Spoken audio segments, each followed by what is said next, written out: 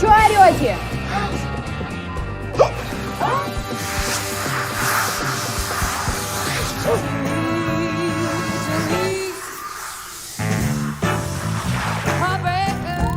Потом открываешь сейф.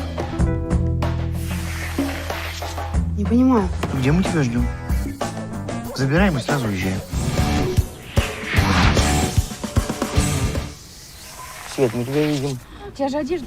Правильно, нечего Хорош туда-сюда. таращиться. Бою налево! Дедуля! Гони мишени!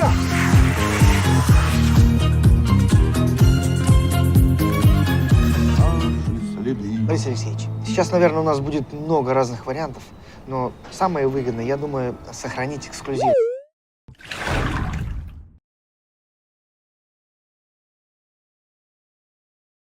Di malam itu, pria bernama Oleg beserta sekelompok rekannya berusaha menyelundupkan 1 ton kaviar dari kapal muatan barang.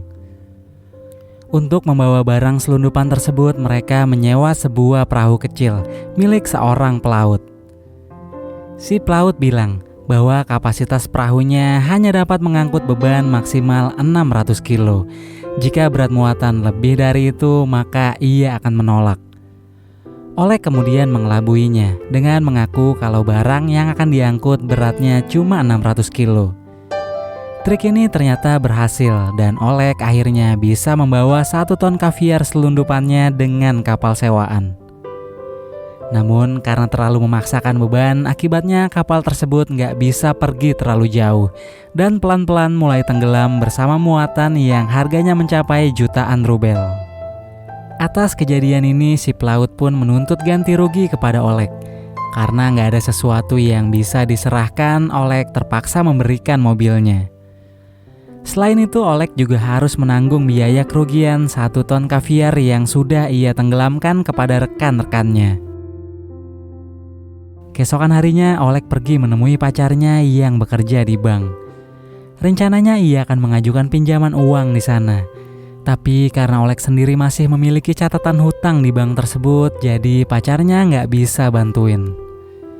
Si pacar memiliki ide lain yang mungkin bisa menolongnya, yaitu dengan mendatangi rumah ayahnya untuk meminta solusi. Oleg sebenarnya tidak menyukai ide tersebut karena ia tidak tahan dengan keluarga pacarnya. Tetapi karena cuma ini satu-satunya pilihan, jadi nggak ada salahnya mencoba saran si pacar. Pacar Oleg itu bernama Suwita. Setibanya mereka di rumah ayah Suwita, Oleg kembali bertemu dengan saudara-saudara Suwita yang lain. Ada kakak perempuan Suwita, namanya Rita, yang bekerja sebagai akuntan di panggung hiburan, tetapi ingin menjadi pemain di teater tersebut. Kakak laki-lakinya, Tolik, yang pernah mau masuk tentara tetapi ditolak karena memiliki asma.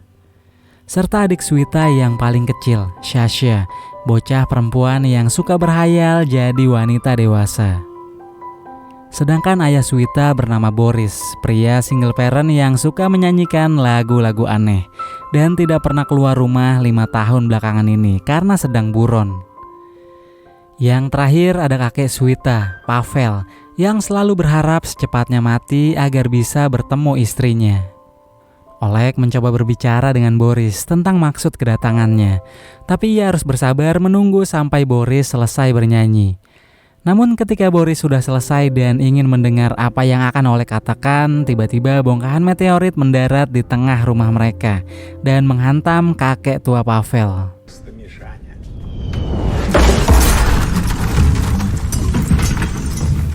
Keluarga tersebut segera menyelamatkan diri keluar rumah. Saat kepanikan sudah hilang, mereka kembali masuk untuk memeriksa keadaan sang kakek.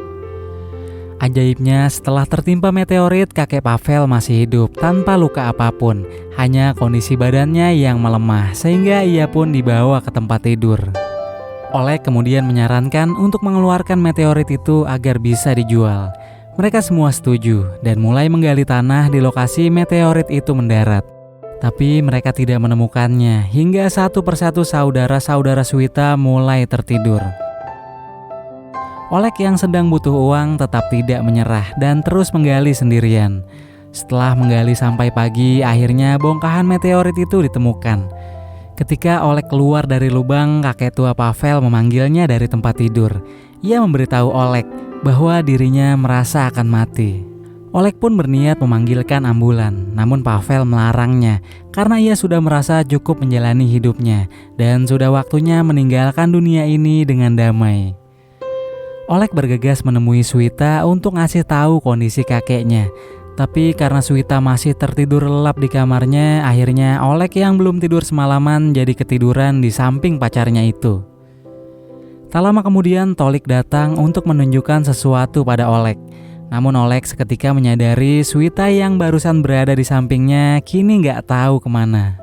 Oleg pun mengikuti Tolik ke ruang tamu dan menemukan bongkahan meteorit itu telah berubah menjadi cairan aneh. Bersamaan dengan itu, keanehan-keanehan mulai terjadi pada saudari-saudari Swita yang lain. Sasha tiba-tiba menjadi sangat kuat hingga bocah ini sanggup membengkokkan besi. Dan Rita yang memiliki berat badan berlebih, entah gimana dirinya bisa melayang di udara meski ia sangat ketakutan. Beberapa saat kemudian Swita muncul dengan separuh tubuhnya yang tidak terlihat. Begitupun dengan Pavel yang kini kembali sehat. Dari sini mereka menyimpulkan bahwa meteorit itu telah memberi mereka kekuatan spesial. Ketika Rita tidak dapat mengontrol kemampuan barunya ini, ia terbang keluar melalui lubang di atap. Tapi begitu berada di luar, dirinya segera jatuh ke tanah. Dan anehnya di dalam ruang tamu, tubuh Swita perlahan kembali normal. Setelah Rita dibawa kembali ke dalam dan diikat supaya nggak terbang kemana-mana, bagian tubuh Swita balik menghilang. Ternyata mereka menyadari bahwa kemampuan khusus ini hanya akan aktif jika semua anggota keluarga sedang berkumpul di jarak tertentu. Sementara itu di malam hari saat Tolik memberi makan anjing-anjing peliharaannya, ia akhirnya menyadari kekuatannya, bahwa dirinya sekarang dapat memahami bahasa anjing. Mereka mendiskusikan bersama-sama apa yang harus mereka lakukan dengan kekuatan ini. Oleg kemudian menyarankan pada Boris bahwa keluarga ini harus muncul di TV. Dengan begitu mereka akan menghasilkan banyak uang. Tetapi Boris menolak dan tidak ingin keluarganya dijadikan seperti itu. Boris sendiri baru menemukan kekuatan spesialnya ketika sedang berada di kamar mandi. Waktu dirinya berusaha dengan keras ngeden saat BAB, tak sengaja ia malah berteleportasi keluar rumah. Setelah itu ia memutuskan bahwa keluarga ini perlu sedikit melatih kemampuan mereka. Mereka lalu pergi ke danau yang tak jauh dari rumah mereka. Di sana Boris dan Rita belajar mengendalikan kekuatannya. Короче, после которого все смогут разъехаться кто? По 430 тысяч на каждого. Главное, вот что Борис Алексеевич скажет. Вправо ты заносит.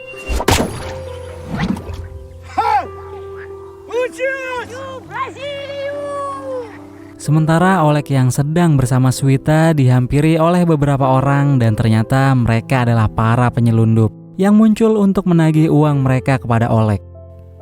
Oleg memberitahu mereka bahwa dia akan membayar hutangnya dalam waktu 1 bulan. Tetapi mereka tidak dapat menerimanya. Mereka bilang Oleg memiliki waktu seminggu untuk membayarnya, atau mereka akan mengambil organnya untuk melunasi hutang yang dimilikinya.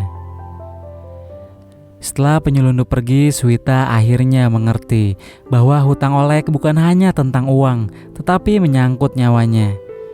Dengan rasa ketidaktegaannya terhadap sang kekasih, dari sini Swita kepikiran untuk merampok uang di bank tempatnya bekerja, dan Oleg pun setuju.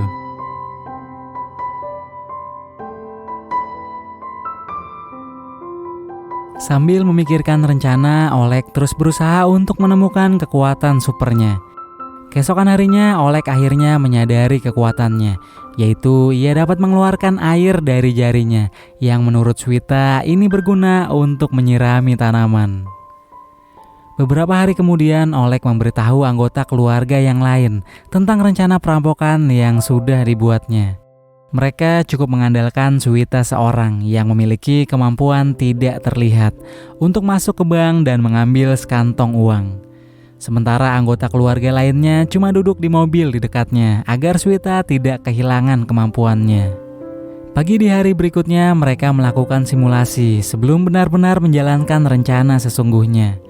Keluarga ini mendatangi cabang bank terdekat. Oleg memarkirkan mobil di seberang jalan di bawah sinar matahari, sementara Swita melepas seluruh pakaiannya sebelum masuk ke bank. Karena dia hanya bisa membuat tubuhnya saja yang tidak terlihat, tetapi tidak dengan pakaiannya.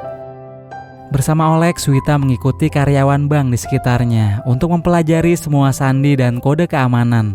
Sementara Oleg sendiri memfoto denah bank jika nantinya mereka terdesak untuk melarikan diri. Di luar, Boris yang merasa gerah dengan trik matahari memutuskan untuk memindahkan mobil ke gang kecil yang lebih adem. Tapi justru ini menjadi masalah, dikarenakan area itu adalah area dilarang parkir. Petugas pun meminta mobil keluarga ini untuk pindah.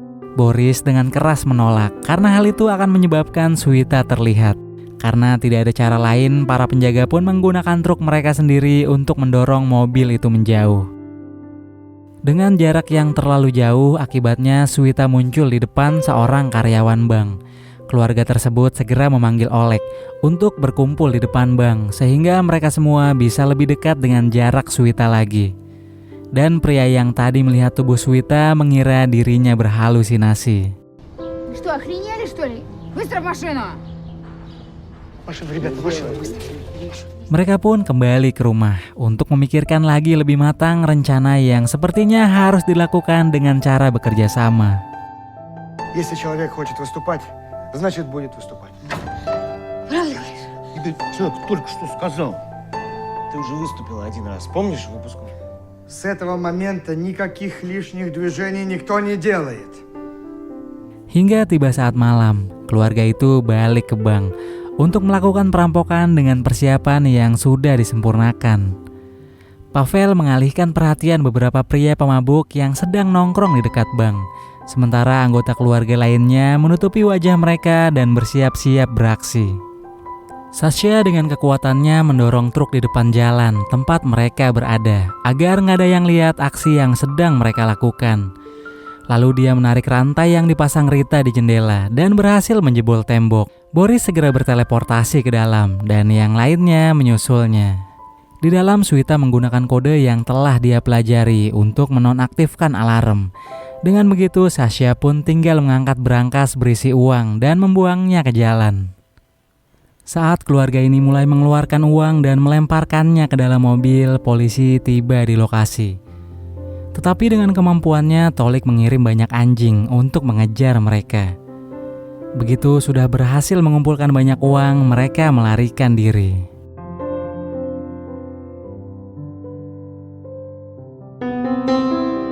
Matahari telah terbit dan mereka sudah mengendara cukup jauh. Di saat yang lain merayakan keberhasilan, kakek Pavel justru menggunakan momen itu untuk menyendiri dan meminta mereka meninggalkannya. Mungkin dengan begitu dia bisa mati dengan damai. Моих. Встретите. Ладно. Держи, краб. Setelah semua orang mengucapkan selamat tinggal pada sang kakek, keluarga itu pun pergi.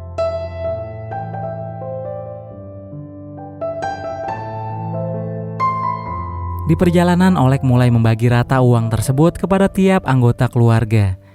Setelah itu, ia pergi untuk membereskan masalah hutangnya kepada para penyelundup.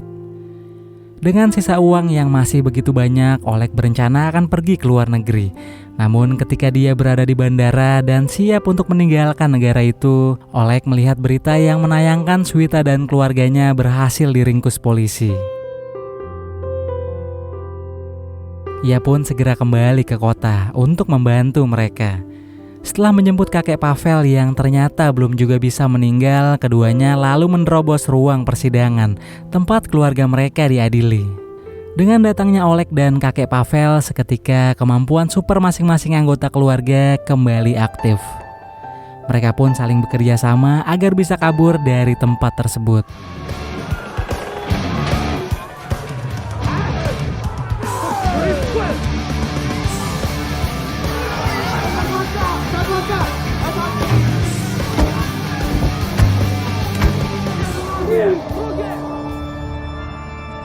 Взятки не брать!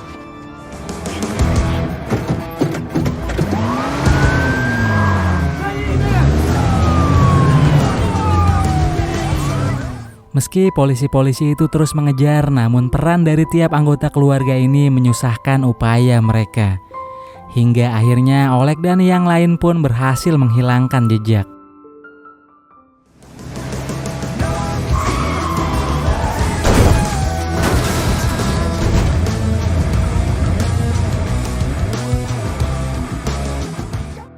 Beberapa waktu kemudian, Oleg terlihat kembali membayar sejumlah uang kepada kelompok penyelundup. Namun kali ini ia menyewa satu kontainer untuk menyelundupkan keluarga tersebut ke negara Thailand. Mungkin di sana mereka bisa menemukan kehidupan yang lebih baik, sebuah kehidupan normal layaknya orang lain.